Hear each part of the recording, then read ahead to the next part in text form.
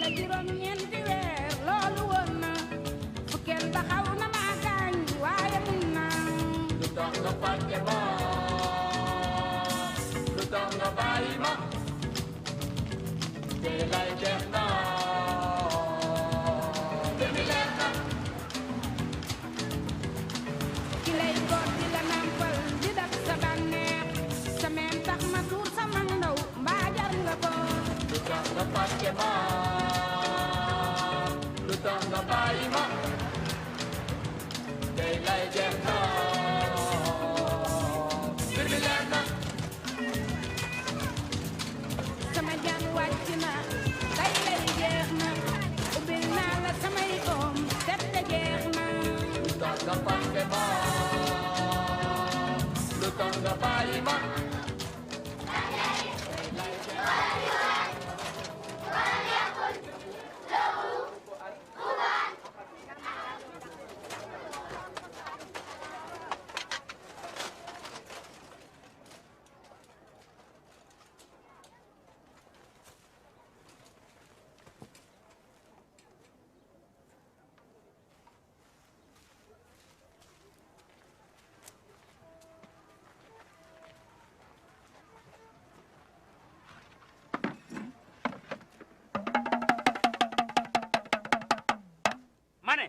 bu leen perte seen temps ci lii xanaa yóbbu leen ne président day ganale tey ñëw leen ñu dem ah.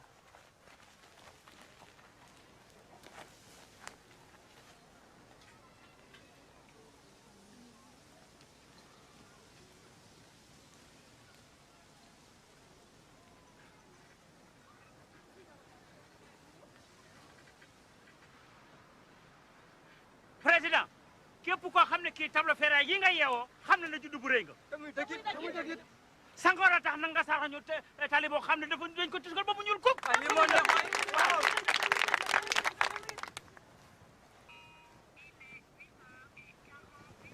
Bon, alors inaugurez la route de Taliwayan avant que le soleil ne soit trop chaud.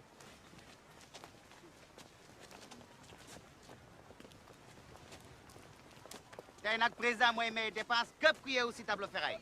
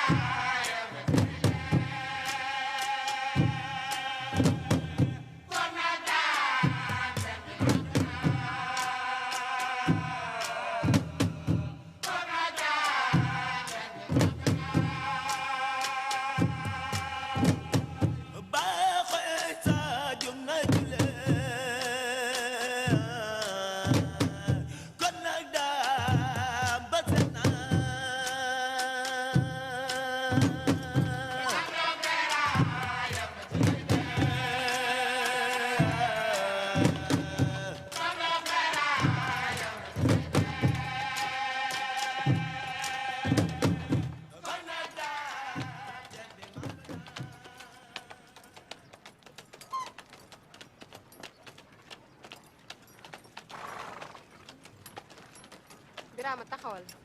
ah dañoo yegg. xaar lañ ma fii damay dugg ci armée bi. sëri jigéen du dugg si sëg day ume xanaa doomu ni faf da ngay sul sa bopp kon da nga yegg nag e gaj bu ñu dem fu sore bu yeboo ñu dem léegi de jëm fan. tekk ak tey kenn mel ni kuy aji ma.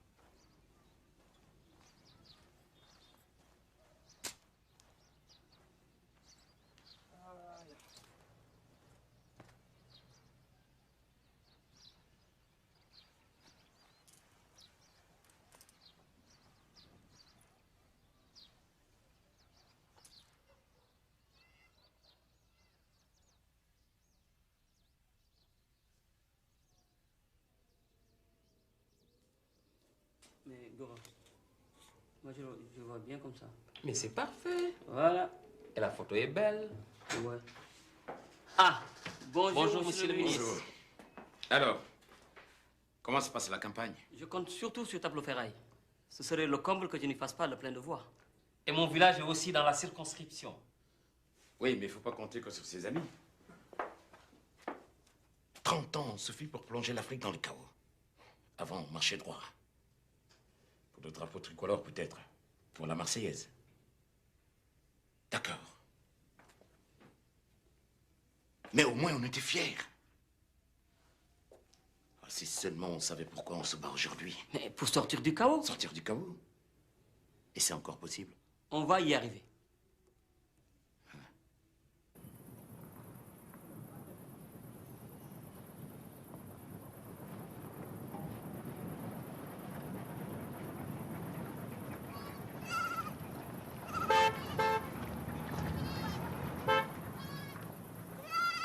J'espère que mon programme vous séduit.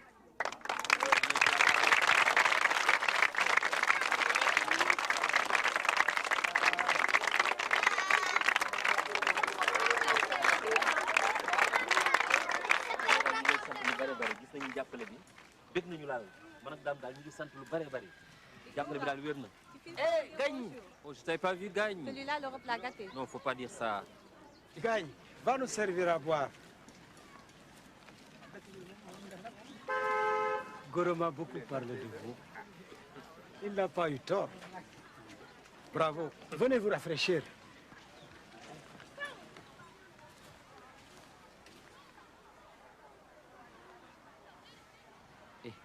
C'est les électeurs que tu dois séduire, pas ma cousine. C'est ta cousine? C'est ma cousine. Tu es sérieux? C'est la fille de Oncle Ndiamé, Gagne Siri.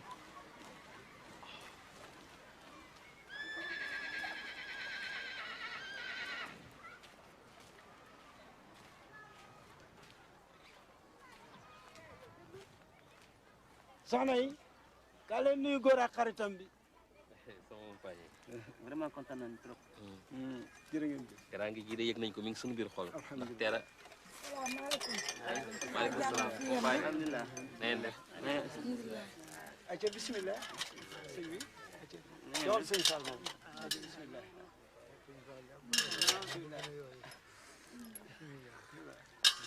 Nijaay kii amul. bisimilah. ngeen déglu ma tuuti. waaw li ma war a wax ak.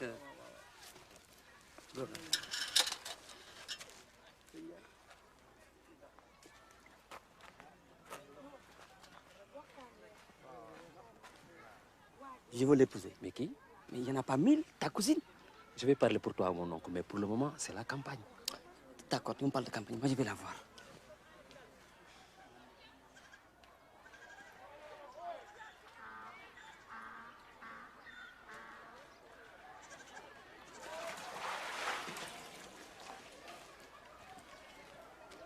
Bonjour. Je m'appelle Dame. Je veux t'épouser.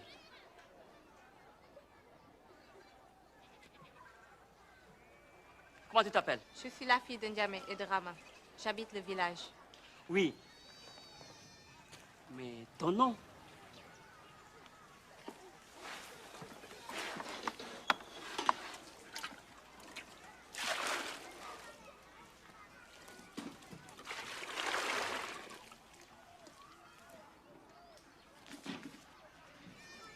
Gagne Ferré.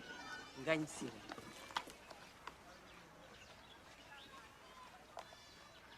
Gagne, je veux t'épouser. Vraiment. Va le dire à mon père.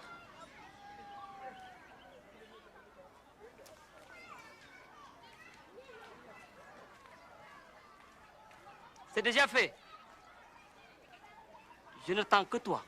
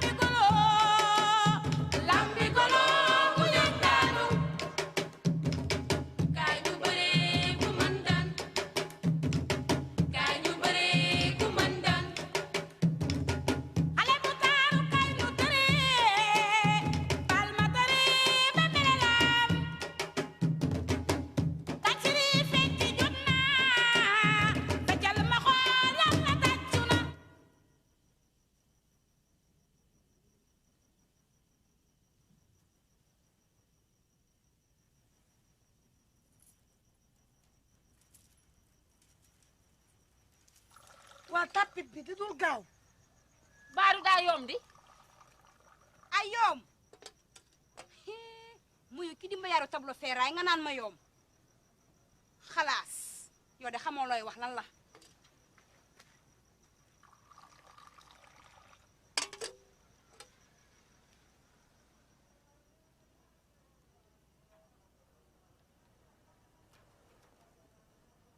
Allahu akbar.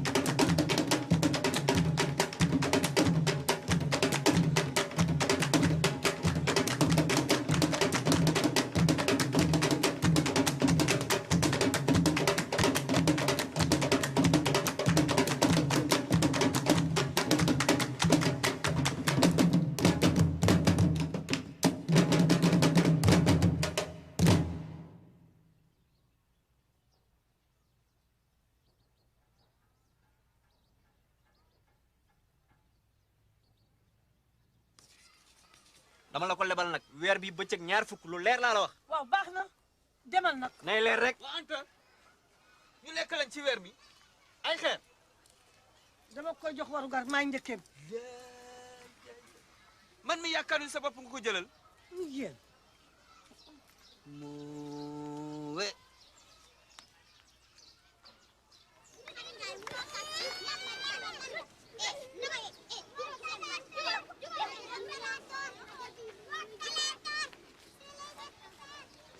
waaw yaay misaal ana sunu seet bi ci biir.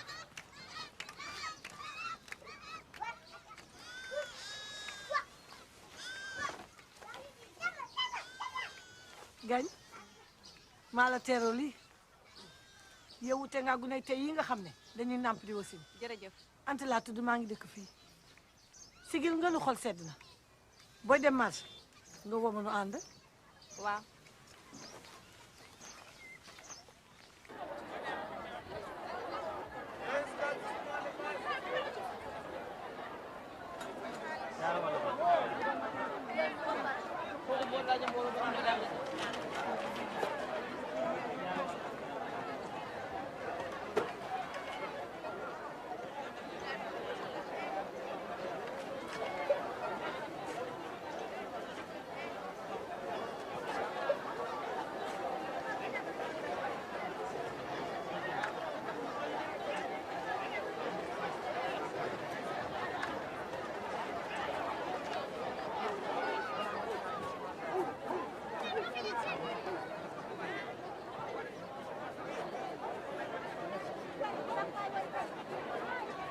tey nag moom bu daam ñëwee dana ma jox ñogu gula de tey dangaa jekk loolu. Le député originaire de Table Wow. Ferraille a obtenu 75% des voix.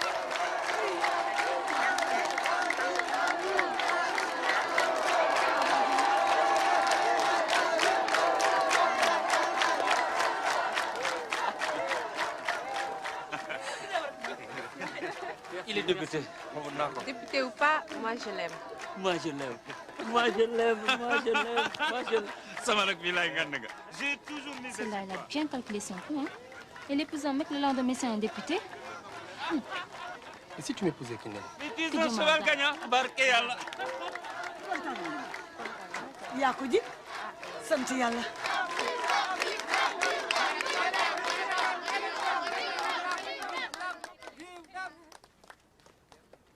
mbootaayu jigéen ñaa ngi nii kii mooy Adja Sukay di suñu présidente kii si des mooy Adja Diarra mooy trésorière bi.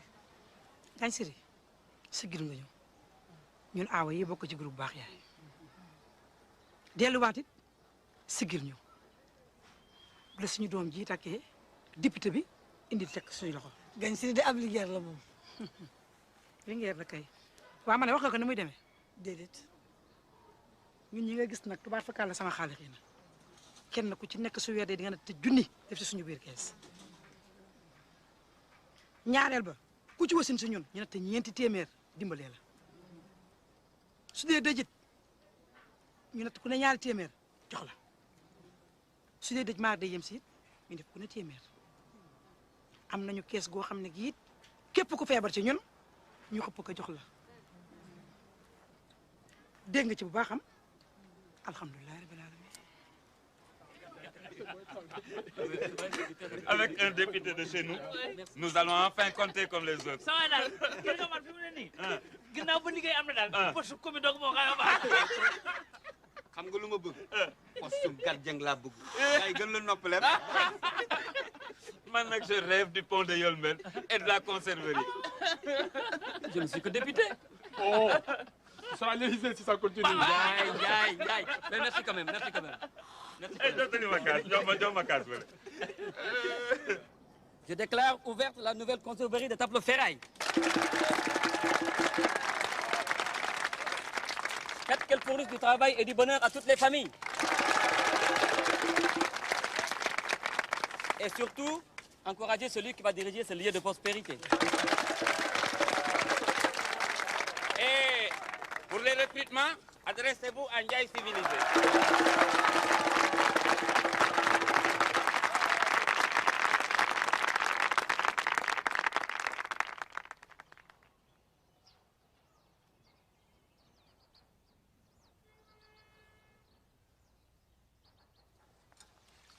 yow boo ci génne sa xel rek sa biir bi dana jóg. Anta tey moo takk ñaareel. moo gañ looy wax ni yow. yaa booy yaay. waaw yaa booy. waaw lu xew yow. yaay wuy. yow lan la. lu xew. lu xew. dama biir gañ dama biir. dangaa lan. dama biir. yow. dama biir. ndumbe kaay. ku la biiral. benn ñoom lañ kala Guinéen la. Guinéen. waaw. dangaa biir nii. wa anamu. dem na. dem. kaay. kat am nga set nag. ah waaye doy na waar de. asalaamaaleykum. maaleykum salaam. nijaay. na ngeen yendoo. waaw ñu ngi fi jàmm rek. ñaari ganaar yi xam nga lu ma si bugam. waaw. yaasa bu saf-saf. ay waay ñi gisee sa kër a neex waay. te kat junne dépense. Birama tey lu xew da ngaa neex deret bi. gañ waaye Mbour laa jógee saison touristique ba neex a neex ba mare day taal. nga ne ma. maa la ko wax. mais Anta. yaa ngi fàttaliku sama nijaay Mor Diop. bàyyi amee. nijaay booboo doy waar. ah. moom daal damaa gis rek ni ma doom ji la ma yéen ba may na ma ko. nga ne. kooku mënuma ci dara. daa ilaha illallah. waaye nag yaay sama aw di sama kaani xeeñ dara du la manqué te ma lay yëgal ni la sëy bii suñu wërsëg. ma ne yow dimbali ma bul ma sarale jombos yaa fu la taxawu ci jabar ju am xaalis boo doon liggéey ni say morom doo ko def. dama ne nga tëj sa lamiñ sëy bi am na takk nañ te dimanche bii di ñëw yaa koy teeru. man mi bokk ak bàyyam sant. Birama defal ndànk Anta it dafa am xabaar bu mu la bëgg a yëgal neel tekk ak tey déglu ko ni mu la dégloo. sa doom biir na bàyyi ba ne mes. nga ne ma waaw. nekkatul sama doom. ah suur naa ko àddina ak àllaaxira. bon. ana numbe jabiti nawuti fu mu jëm. buy dem ma di ko topp. déedéet toogal ak moom. ah man mii may dem. ndok mbaala ya dellu fa nga jóge woon.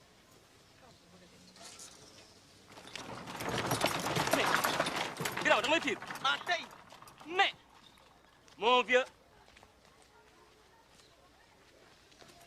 daam nañu dem moo gën. déedéet am na lu des waxuma lépp dañ ma dàq. déedéet kañ. lu tax yow. nee nañ may sooke grève yi waaye jigéen du jaam. loolu yëpp yëg naa ko grève yeeg kërti yeeg bu ñu defal nag dañu yàq dëkk bi. da ngay liggéey ba dee dépense sax doo ko am. Ndumbe tout le monde doit faire des efforts.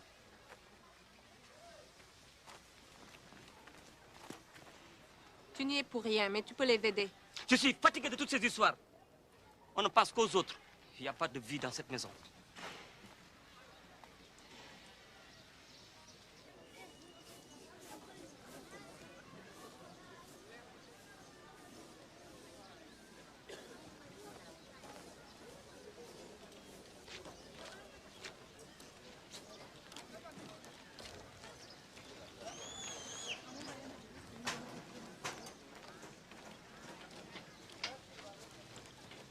Elle est à Ndoumbe. Et alors? Elle va coucher, elle est sans ressources. Et alors? Quoi et alors? Et alors? Tu n'as pas de cœur? Écoute, Samarek, toi tu fais de la politique, moi je fais des affaires. Tu m'as confié cette gérance, mais laisse-moi faire mon travail. Je te sens très nerveux. Je ne suis pas nerveux, je ne suis pas nerveux. Je me soucie de toute cette tension sociale. Il faut arrêter les grèves. Mais en plus, cette femme n'a rien à voir. Arrête une fois de parler de travail. Pourquoi tes soucis familiaux? Mais de quoi tu veux parler là? Écoute, dame, tout le monde sait, hein. Ce n'est plus un secret pour personne. Mais Samarek, ne te laisse pas bouffer par cette femme qui ne te donne pas d'enfant. Et puis, ce n'est pas parce qu'il manque un enfant que tu dois te mettre dans cet état-là. Des mômes, il y en a des milliers à Tableau-Ferraille. N'importe quoi, n'importe quoi. De quoi tu te mêles? Parlons entre amis. Je sais que tu souffres. Tu souffres parce que tu penses que sans enfant, un homme ne peut pas se faire respecter. Allez, on en reparlera entre amis. Moi, je dois aller en inspection. Repose-toi, Samarek, tu en as besoin. Repose-toi.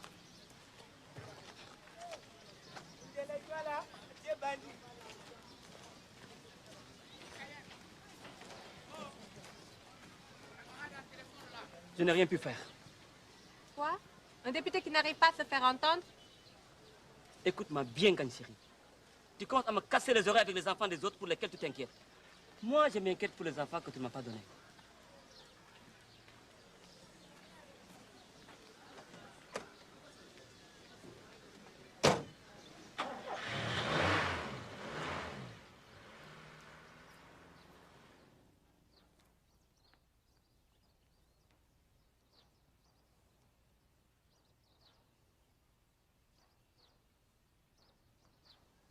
ñii li ñuy xaar ñun rek yow tamit nga gëm yàlla. jaaxle naa de. da ngay gëm tuuti yàlla.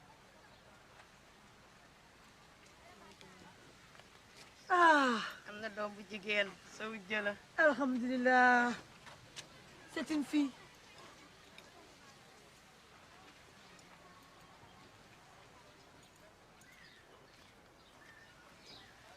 Regarde comme elle est belle.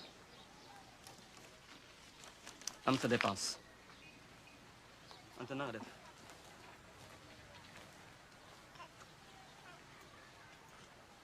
Oh, quel joli bébé.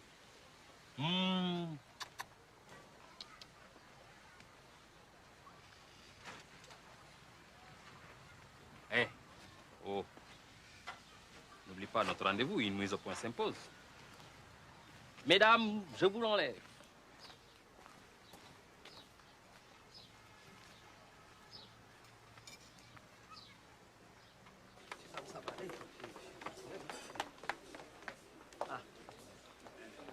Elle n'était pas au programme, celle-là. Mademoiselle, messieurs. Messieurs, mademoiselle. J'ai accepté de venir. Les amis de mes amis sont les amis. Bon, on vous a réunis ici pour mettre les choses au clair. Bien sûr, monsieur de la Sorbonne. Nous sommes ravis d'entendre vos expertises. Mais les affaires, moi je connais. La conserverie ne fait pas assez de bénéfices. Mais une entreprise, ça prend du temps à démarrer. Pas avec de telles subventions de l'État. Et surtout depuis qu'on a décroché l'exportation au Japon. Vous n'allez pas me faire croire. Mais Khalis Bitougongoul. C'est votre job de faire rentrer l'argent.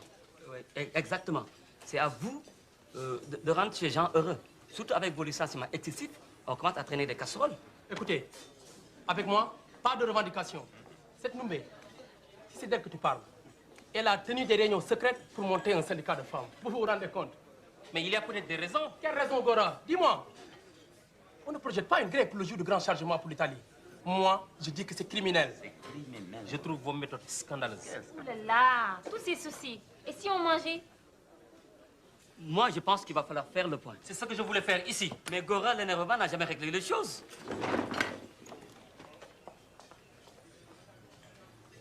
Tu as suivi mon intervention l'autre jour.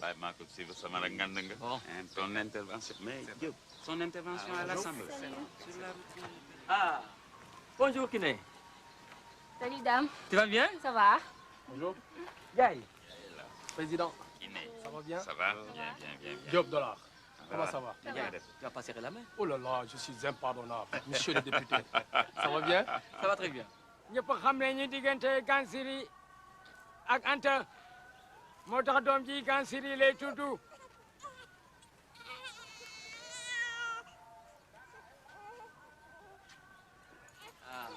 À la santé de la petite Gansiri. À la santé de son parrain.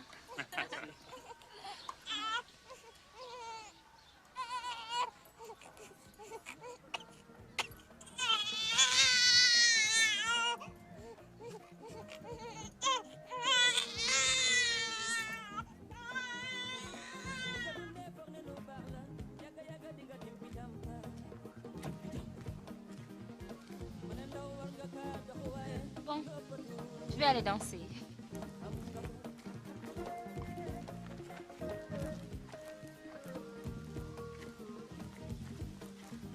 Putain. Et là, le plus beau cul du monde. Celle-là, personne ne la touche. Moi, ça fait 10 ans que j'essaie. Impossible. Yaï, ça fait rire. Yaï, tu vas pas prendre un imbécile? Non. C'est ça. Je le jure sur la ceinture de mon père.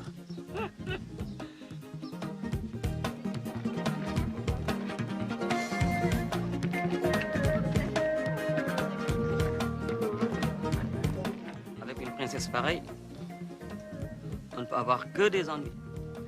Pas vraiment. Elle peut aussi t'apporter de l'avancement, dame. Qu'est-ce que tu parles d'avancement?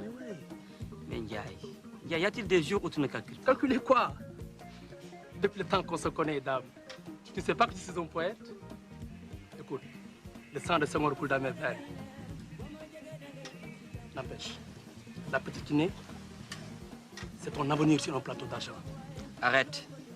Je n'ai jamais eu besoin de piston. Pour ça, on est d'accord. Pour ça, on est d'accord.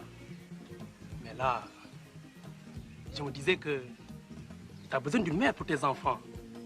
Et Kiné, elle doit être féconde comme une brebis.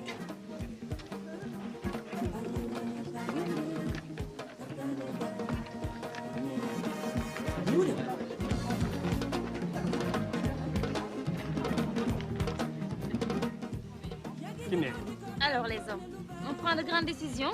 tu vois? Et vous voulez mon avis? Pourquoi pas?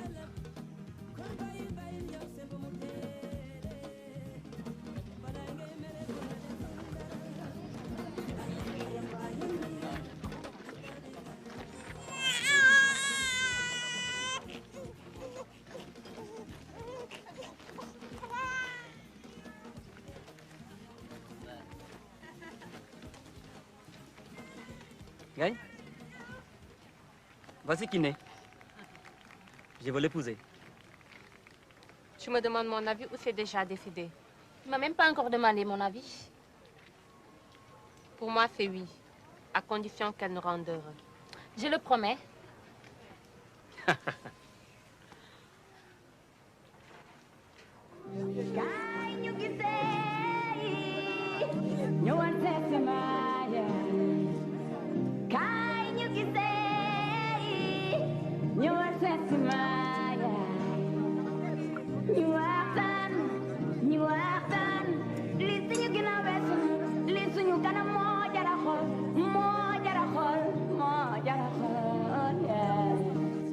Dame m'a donné ça pour toi.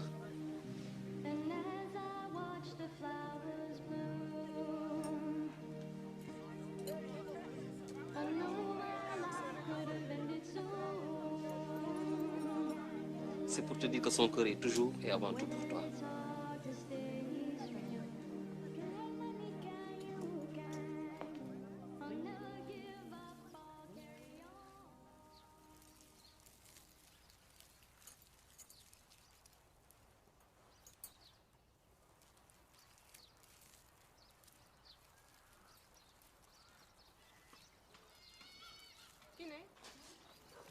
gaawal looy def ci biir ah tu manges des mangues vertes. Tiens, va.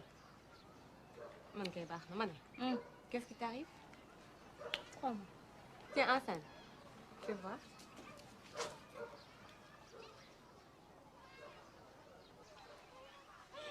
On va être maman. Ay, lu ma dégg. Dambaay papa. Alhamdulillah. Sant Yàlla. Salut.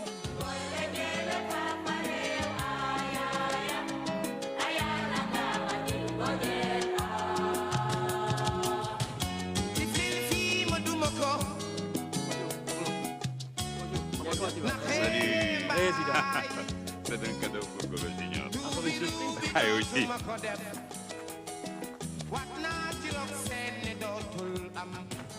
Oh là là,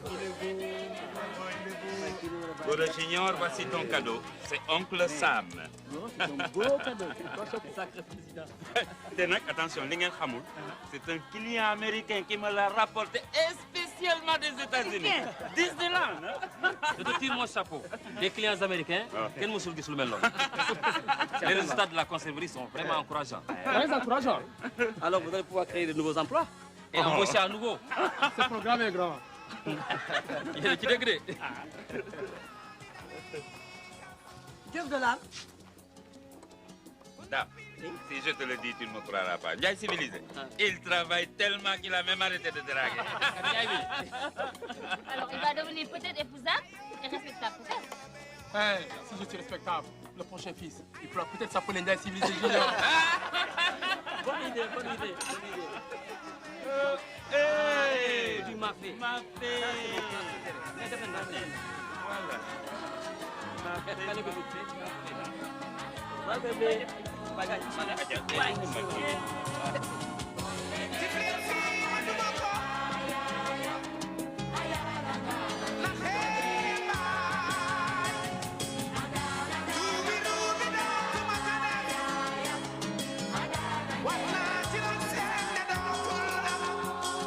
donc fi toogloo jëmale jantu soo de ku la may course waroo ko sonal xaritoo nag dafa am fu muy yem.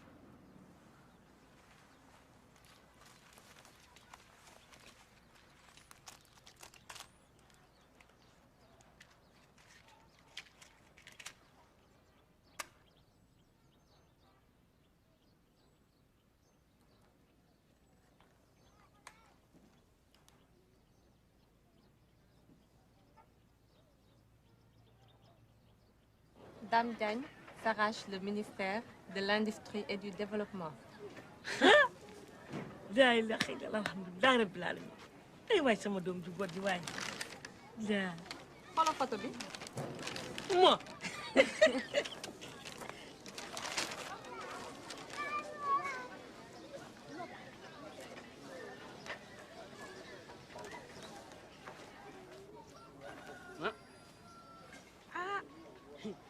jekk na moom. jekk na. Ah bon, merci beaucoup. barkal. Mbaa Aïda indi noonu kii bi. waaw indil dama ko. waaw il faut ma dem na parce que du mën a yàgg parce que day may xaar dama nekk war a dem à réunion. ah kon tout à l'heure. dénk naa la yàlla ak Cheikh. merci. alhamdulilah.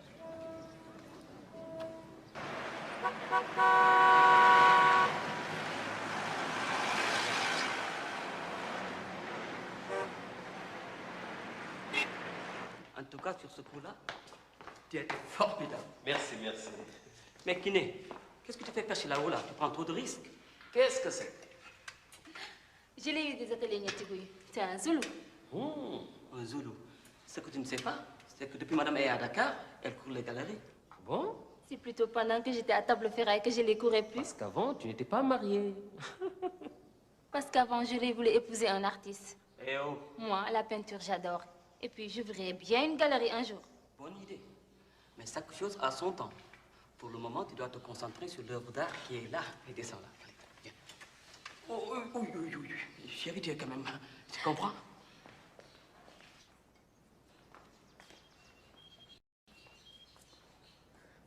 Encore un martini? Mais c'est le 3e. Et l'enfant? Tu ne sais pas que c'est mauvais pour l'enfant de boire comme ça? Et puis tu devrais te bouger un peu. Au village, on te donnerait un mortier et un pilon pour travailler. Ça, c'est bon pour les femmes enceintes. Mais qu'est-ce que t'en sais? Comment? Qu'est-ce qui se passe ici? Il se passe que je m'ennuie. Comment ça, tu t'ennuies? Kiné, tu es la femme d'un ministre.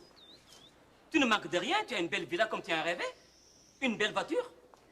Un enfant à élever et un autre. Je suis pas une poule pondeuse. Comment? Je suis pas venue à Dakar pour rester enfermée toute la journée ici. Je veux travailler moi aussi. J'aurais pu être si j'avais voulu.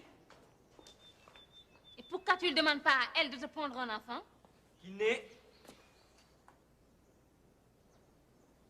Je te demande pardon. c'est plutôt à elle que tu dois demander pardon.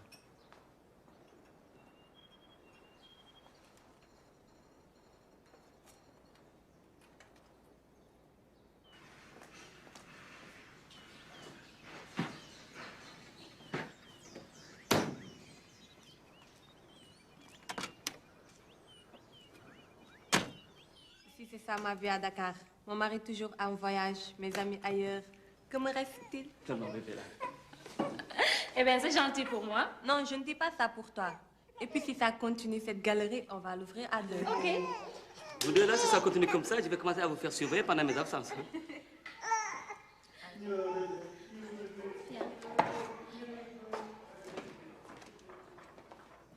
Les femmes de ministre, elles sont jamais invitées.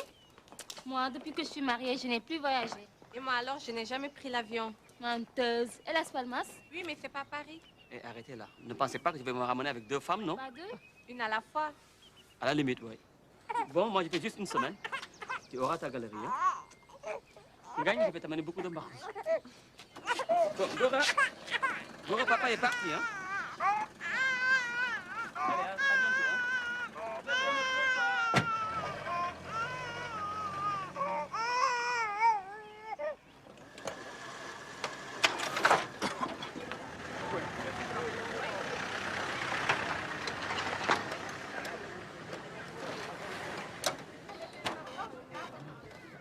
Ah!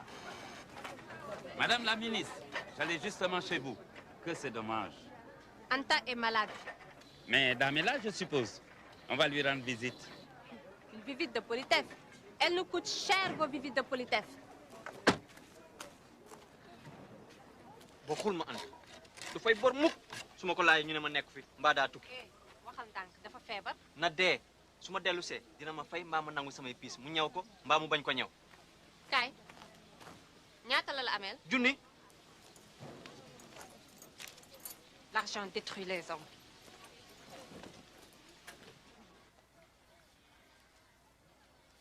Je me sens étouffée. Non, mais tu es seulement affaiblie. J'ai fait appeler le médecin. Est-ce vraiment la peine? J'ai mal. Mal partout. Anta, ça ne doit pas être si grave.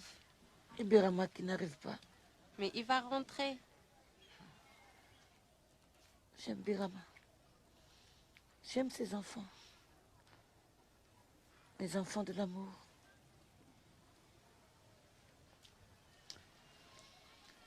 Va maintenant t'occuper de ton homme. Il va être l'heure de manger.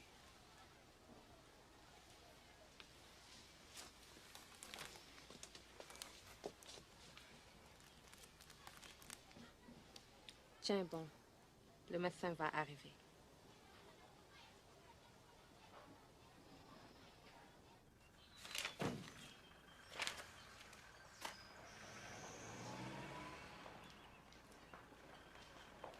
Comment? Là, Anna Gansiri? On l'a pas vu de la journée. Vous n'avez pas vu de la journée? Il est fatigué, mon chéri. Ah ouais, je suis très, très fatigué. Elle est où, Gansiri? Mais je t'ai dit que je ne l'ai pas vue de la matinée. Oh, je vais te servir. Merci.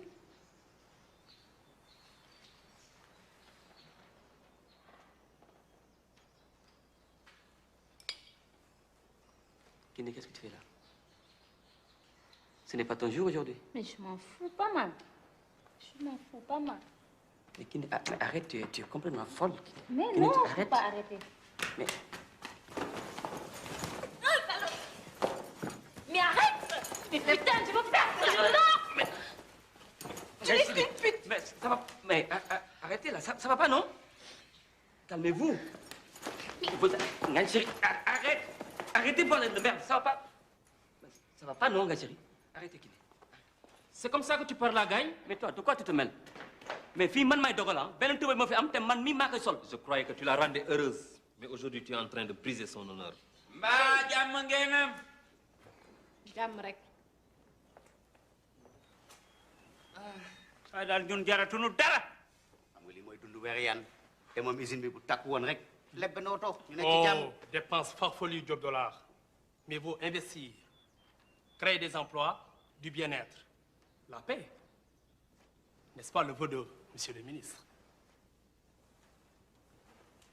Kim ay ki nee ngi waay jigéen nii lay mel ndigale day mel ni butéelu Coca-Cola ba ñi ni wóoru ceeb yow xam nga ne niroo ak xandi tableau ferraille yële. kaa bu catu doomu jàmm bi. Monsieur le ministre, mon cher ami, nous sommes venus te voir pour soumissionner pour la construction du pont de Yolmben. Ce n'est ni le moment, ni l'endroit. Quoi? Je suis clair. Tu oses me dire que ton temps est minuté même pour tes amis? Ça ressemble plus à des affaires qu'à de l'amitié. dëkk bi ñëpp ay lijjante. diggante xarit ak moromam. Et puis ce pont a été pour nous tous de tableau ferraille, un rêve d'enfant. Je suis fier de t'annoncer que ma société a procédé à son augmentation de capital et nous sommes juridiquement à même de nous présenter. Écoutez, moi j'ai besoin qu'on me fiche la paix. Vous viendrez me voir à mon bureau. Hein?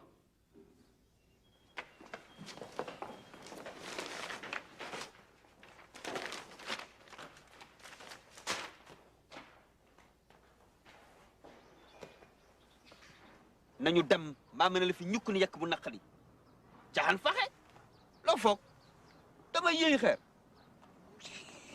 xam naa ne bu ñëpp meloon ni yow moom bu yóbboo rek ma génn table ferraille. Birama loo def fii xanaa xamoo li xew ci lu xew si port bi. affaire président mooy sànni lu ay barigo benn bu ci nekk 2000 wàññil maa ngi ceeg juróom-benn te mu mel ni tàkkusaan ma koy may sa tent te kat maa ngi sama ñetteelu voyage. foo jëlee barigo yi. ah rok mi rok ñaata nga bëgg. benn bu ci nekk bëgg naa ci téeméer. man lu may def si barigo yi. yaa xam gis nga man sama wàllu bopp dama jël barigo yi ma xëpp ko ci tefes bi su ma paree ma raxas ko ba mu set jaayee ko femme géej waaye ni si cuub wala ma jox yeneen femme yi ñu si root ndox waaw benn bu ci nekk mu nga sa am 1000 francs 200 yi ma ko moom. Mais dis donc, vous n'allez pas intoxiquer ces pauvres gens? Hein? Tu sais que c'est interdit de trafiquer des produits chimiques? Chimique? C'est pas chimique, c'est radioactif. Radio quoi? Radioactif. 3000 francs barigo bu ci nekk nga multiplié ko par 6 muy ñaata? Tout 18000. nga multiplié ko par 10 voyages muy ñaata? 180000. 180 jours yoo xam ni kenn la jël 180 DQ nga naan ma radioactif waaye topp ma fale waay.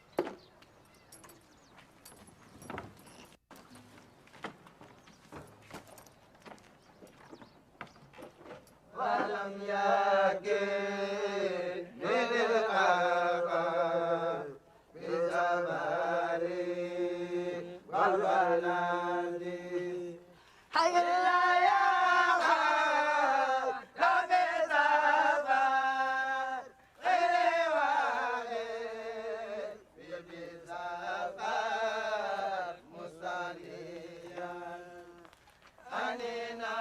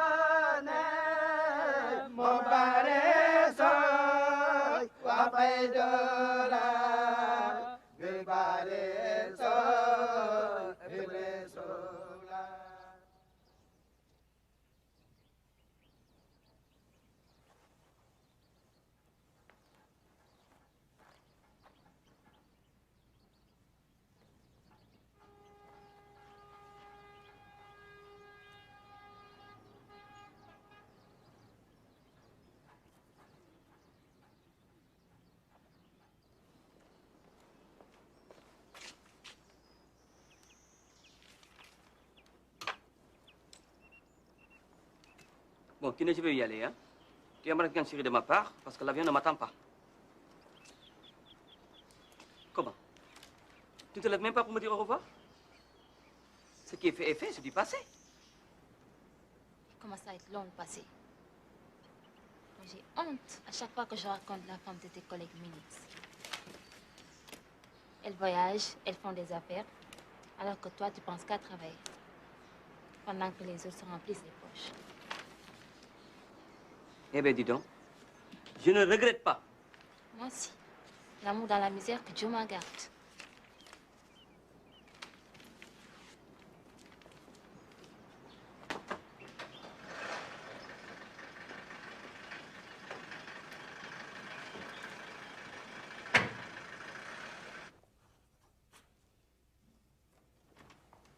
Monsieur Gora, ces honorables monsieur désirent vous parler. Mais nous devions être reçus par le ministre lui-même. Tous ceux qui lisent les journaux savent que le ministre est à l'étranger pour plusieurs semaines. Mais il m'avait demandé de venir. Je ne savais pas qu'il était déjà parti. Je vous écoute. Nous avons cru bon de venir vous rendre une visite de courtoisie et d'amitié pour vous remettre le complément de notre dossier. Je vois, c'est pour le dossier du pont Yolben. Donnez-le-moi. Mais vous ne voulez pas y jeter un coup d'œil? Mais c'est interdit. Les offres ne doivent être vues qu'en commission. Et ça, vous le savez. Oui, mais sur le ministre de la Famille, c'est une table ferrée. Tout ce que je peux vous dire, c'est qu'un dossier sérieux doit être conforme au cahier de charges et comporter des garanties.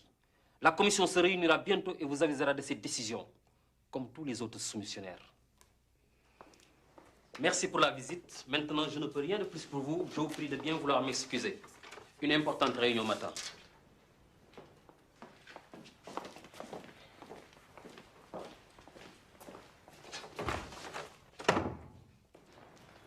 Je vous prie de bien pouvoir m'excuser. Une réunion m'attend. Ni lay waxe ni. Pour qui il se prend ce Gora, directeur de cabinet de mes couilles? Mon gars, faté, bari titre bu dé melni ku dul pou.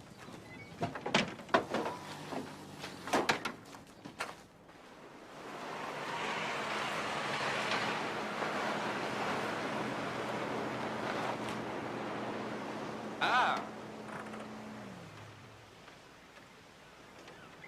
Madame le ministre. Ah, quelle ravissante femme t'es devenue. Oh là là! Je vois que ça m'a repaillé là. Il s'occupe très bien de toi. Il fait ce qu'il peut.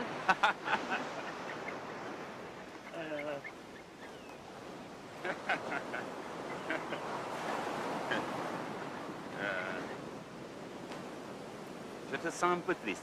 Non, non, non, tout va très bien. Ah bon? Et ta galerie? Ça se fera, Dame me l'a promis. Mais tu sais, on n'est pas si riche que ça. Ah, c'est la vie. Tu sais, il faut être patient.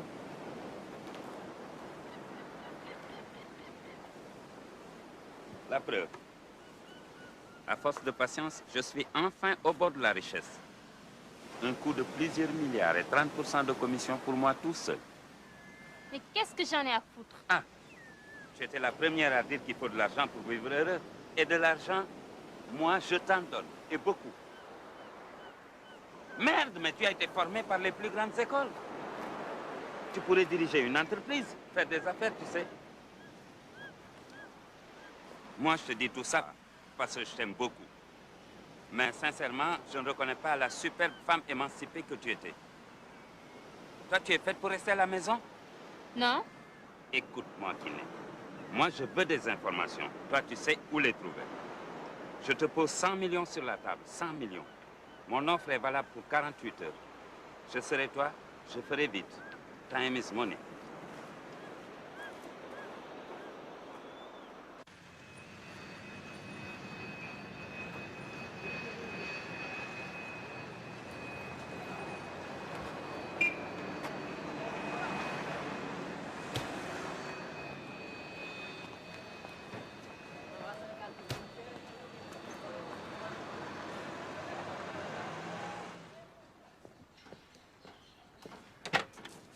Bienvenue, monsieur le ministre. Gora, ça va bien? Bien, bien. Alors, quelle nouvelle? Ça n'a pas été facile de convaincre ces Allemands, hein, mais rassure-toi, c'est fait. C'est l'essentiel. Président et compagnie sont venus me voir pour leur dossier de soumission. Mais, à vrai dire, je ne crois pas qu'ils soient à l'auteur de cet investissement. Mais moi non plus d'ailleurs. Tu me rassures. Je n'ai pas voulu les décourager, mais ils m'ont vraiment énervé. Mais Goran, on doit quand même les ménager un peu. Tu as une idée de la meilleure offre? Je pencherai plutôt sur le projet Magdan. Ils sont jeunes, dynamiques et formés dans les meilleures écoles. Ah, bonne idée. Goran, ça va? Yo, hein?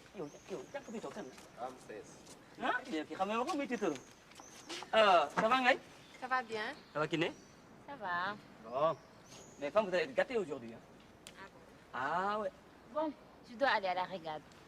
Bon, moi, j'ai pas envie d'y aller. Je suis très fatigué. Qu'est-ce qu'il y a? Ça ne va pas, dame? Si, ça va très bien, à part que j'ai envie de rester avec mes gnomo. Hein?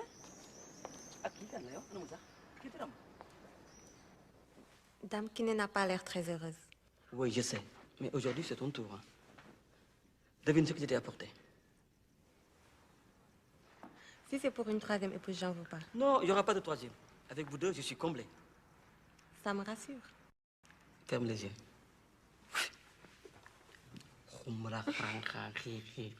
Ouvre les yeux. Pourquoi? Je ne sais pas, ouvre. Voilà, c'est ça. Tu permets? Un collier? Un collier?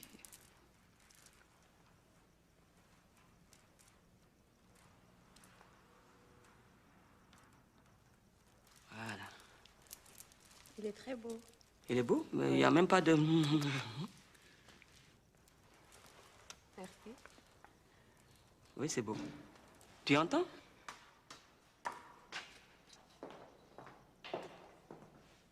Voilà que tu t'inquiètes pour rien. Heureusement.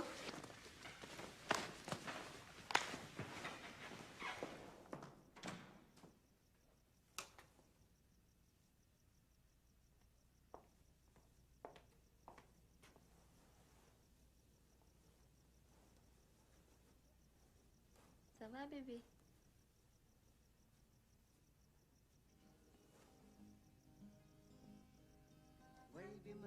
Mangkati ba sama biir xol di ko wel képp ku di awa sa biir kër awa booru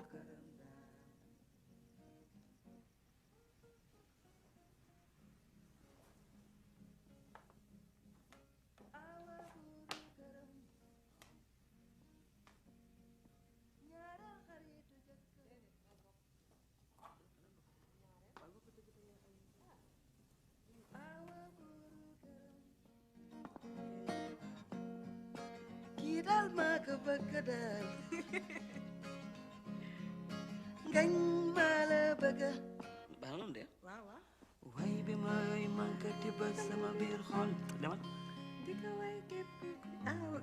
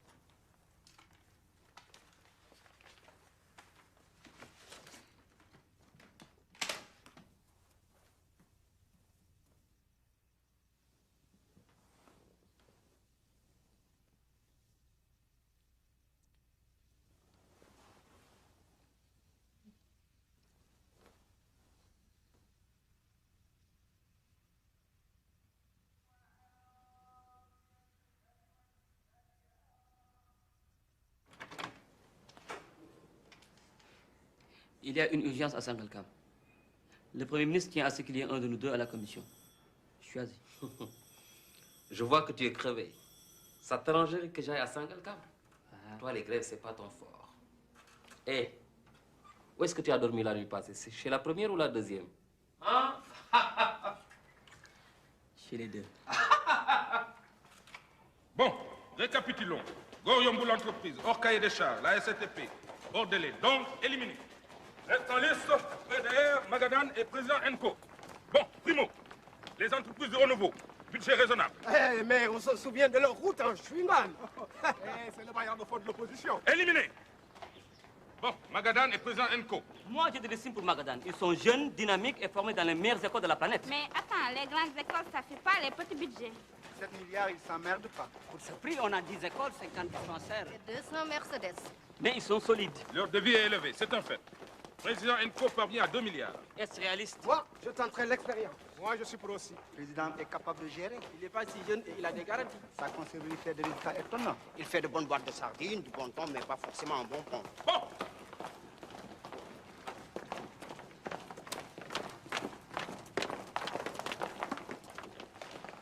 Bon, on passe au vote. Qui est pour Magadan? Qui est pour président Enco?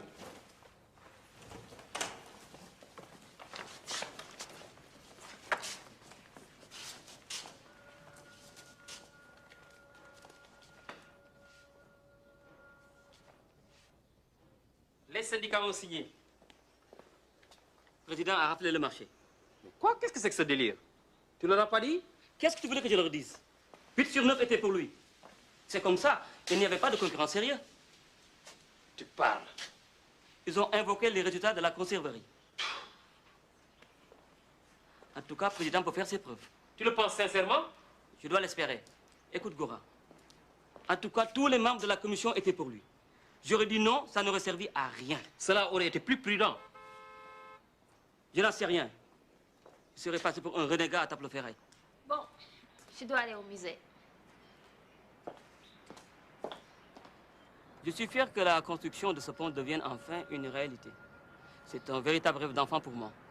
Je suis surpris, mais très heureux que les travaux soient confiés à une entreprise de mon village. Je vous remercie. Merci, monsieur le président. C'est moi.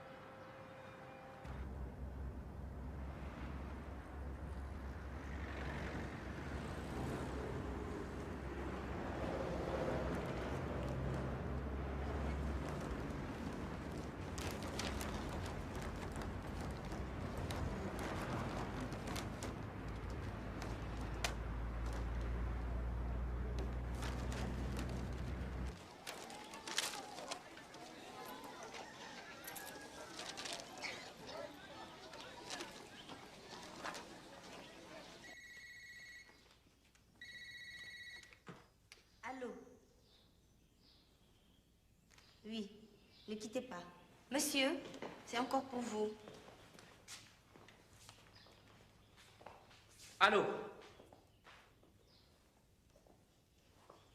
Écoutez, le ministre n'a aucune déclaration à faire, surtout quand il est chez lui.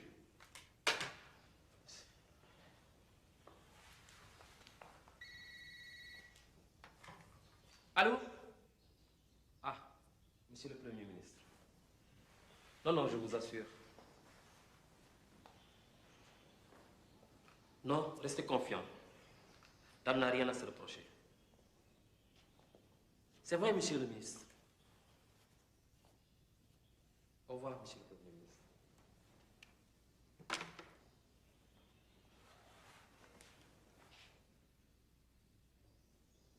Le musée d'art moderne, maintenant, son conservateur, M. Camara, a décidé de prendre sa retraite et a choisi comme successeur une ambassadrice de charme, Kiné Kassé, qui n'est autre que l'épouse du ministre du Développement, qui se trouve en ce moment inquiété par les affaires du pont de Yolmen.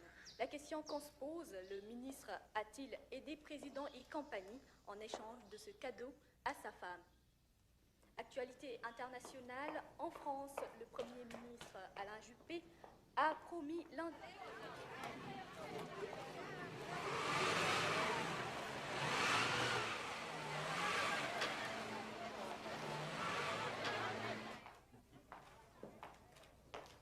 Je veux mes sous.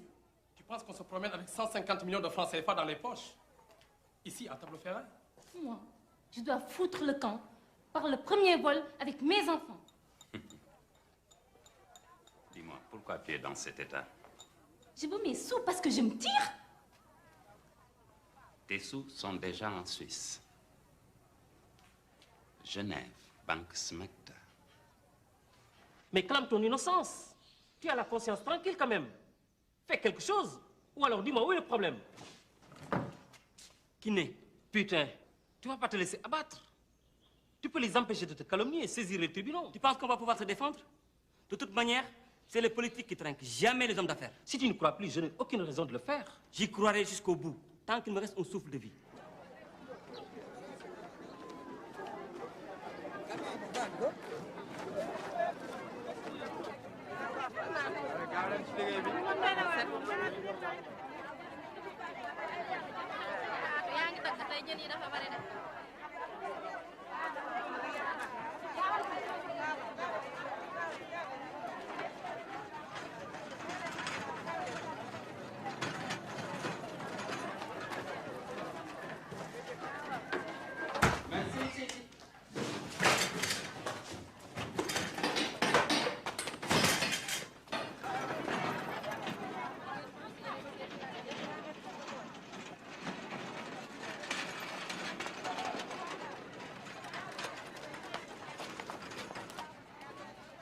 Écoute, dame, fais pas le con.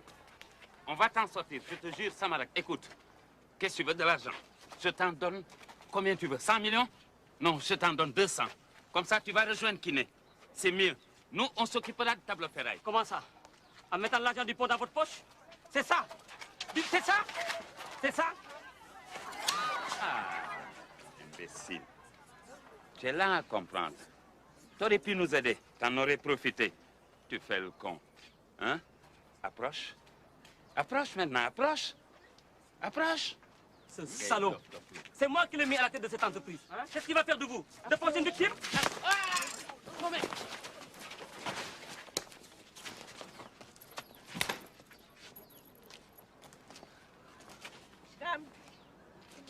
Dame jógal jógal laggal sa kër ga jógal xam nga ne ñii say naawle de jógal laggal ca kër ga jógal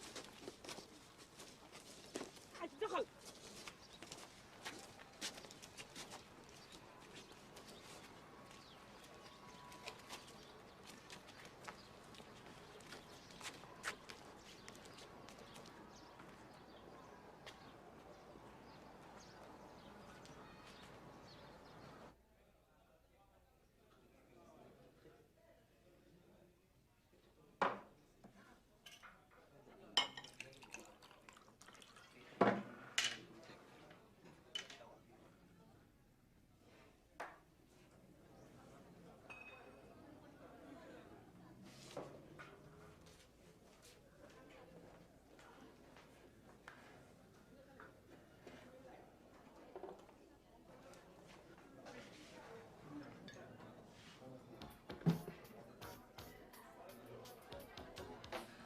Tireur d'élite.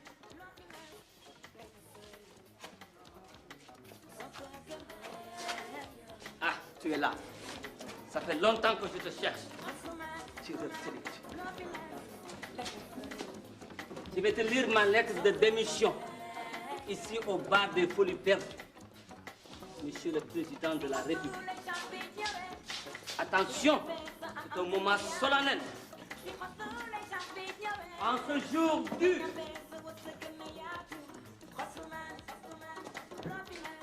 on est quel jour aujourd'hui? Bien choisi pour une démission. En ce vendredi de tous les dangers, je quitte mes fonctions. Comme ça, on fonctionnaire de moins à payer. yaa sel ba waxoon na ko de waa loolu des ca ndaw ga nag coono kese ndax xam doom ci diw ci de waa jigéen su jurul doom nag amul fiche. jigéen su mas ta jur doom doxandéem mbaamu te dem nga bëgg na ñu dimbali la foo ko teg yow loo fi ji ba mu sax may jigéen ni yéen lan la nga dëgg sa deret waxet xam nga lan da gañ siri bu nu saaga àndal ak sa waay na mot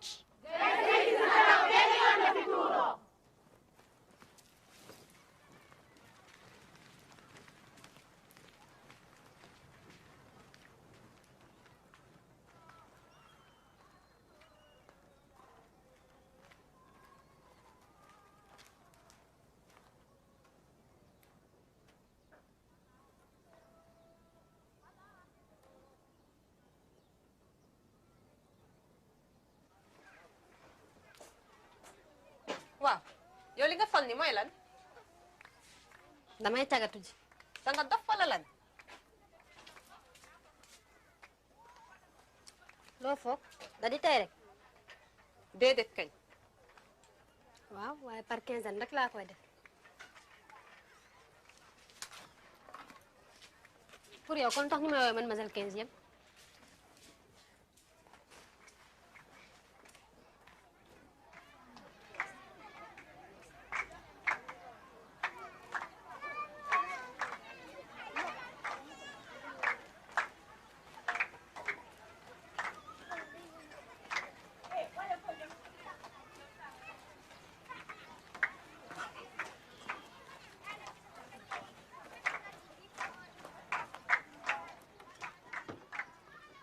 mën naan yow macro bu bon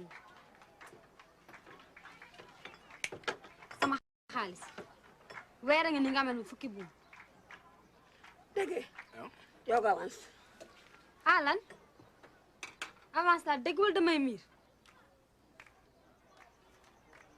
bu ngeen jógee maaru ak seen xuuri frigidaire ku leen koy tàngalal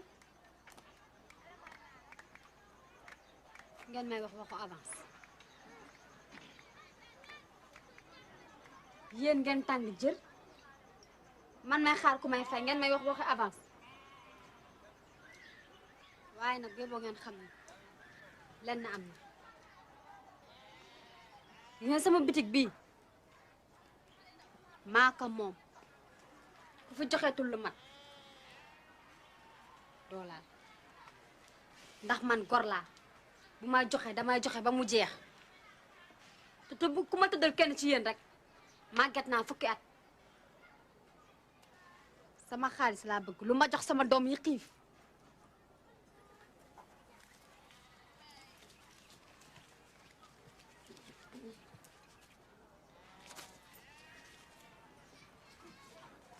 te kat lu ma cagatu indi sama baay bi naanee ko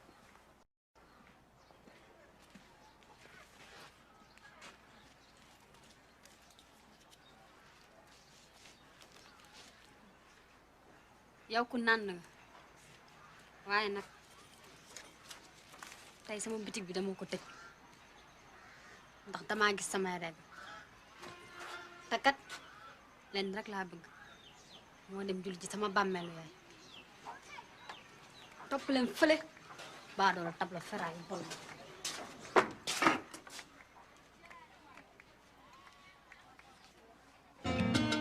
Chéri Coco kay fon ma ba ma tas mi tay yow mi jar nga koy kay ñu dem yaa ma nopp naa la ma ni la maa la raw kon bokk kay fon ma mbaa ma mer yaa ma nopp naa la ma ni la maa la raw kon bokk kay fon ma mbaa ma mer yaa ma ñi woon kañ jël ma yaa ma rewoon ma nopp la xale bi ne kaa ñu ne la baa ma dem chéri Coco kay fon ma baa ma tas réew mi tere yow mi ngi jàng ko kaa ñu dem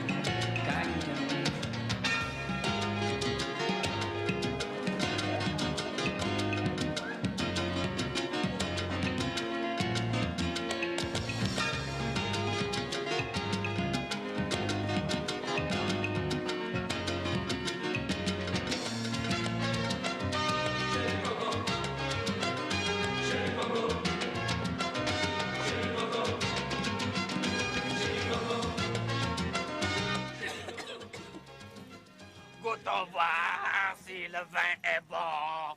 S'il est bon, j'en boirai.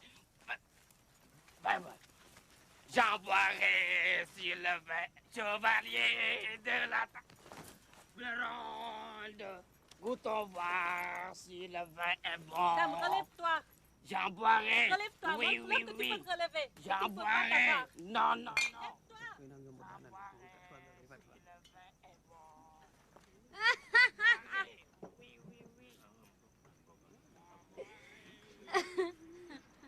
J'en boirai si le vin est bon.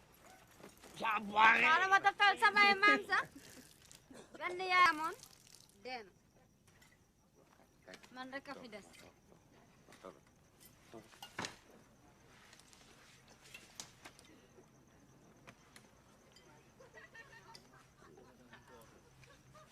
Du jot nga sa 15e ni ñëpp. Léegi nag jaaral géew. Lépp la kenn mënu cee dëkk. waaw jaaral sama boutique jël piis pour la neex. lu ma koy doyee. xanaa dama koy sombi.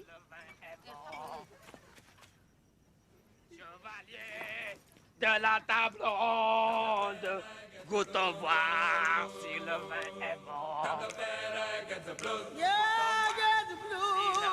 Table ronde, jojona. Goûtons voir. Table ronde, get the blues. Table ronde, get the blues. Oh, xoolal li fi nekkoon ci teranga. Gaañu xoolal li fi des. Table ronde, blues. Table ronde, singing the blues. Président. Table ronde, get the blues. All are singing the blues. Table ronde. Président, montre-toi. Bu nu tànkal. Aïcha. Il les fait des femmes et on a pris pour de bon. Naan ma ngi xaar ba xaati. Président. Jóg ci julli tawe. Président.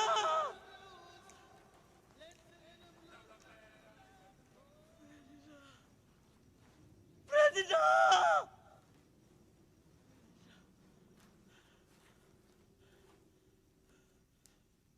Président.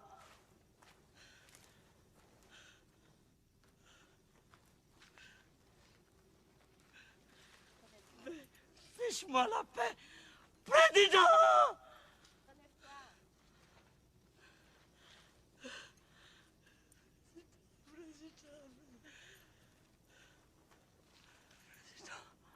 Allez, relève-toi.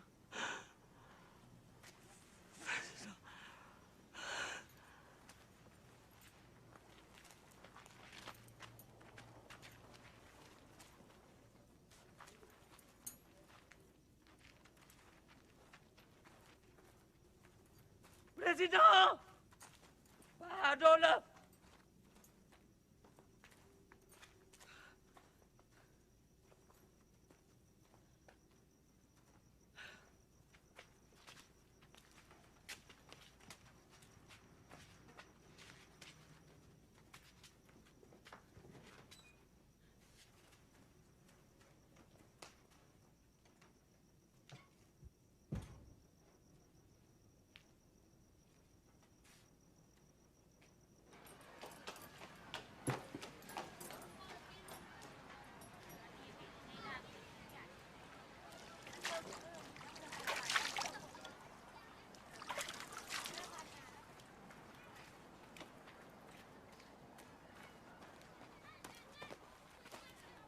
Voilà Ndoumbe, dis-leur. Elle est la preuve vivante des malheurs dans Table Ferraille. N'est-ce pas? Wax leen xam nga. Et c'est de quoi le président et sa bande sont capables. Wax leen, dis-leur. Avec l'argent, ils vous tiennent comme ils peuvent vous jeter. Mais wax xam nga nu mu demee wax leen. Mais dis-leur. Chacun doit faire des efforts.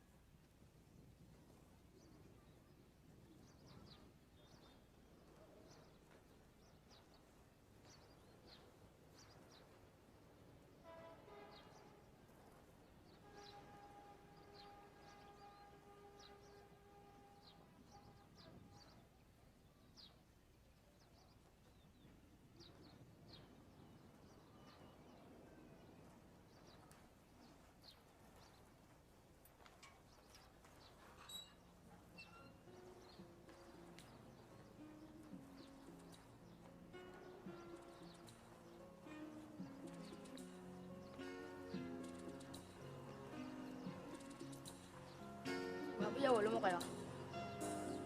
ne ko dem naa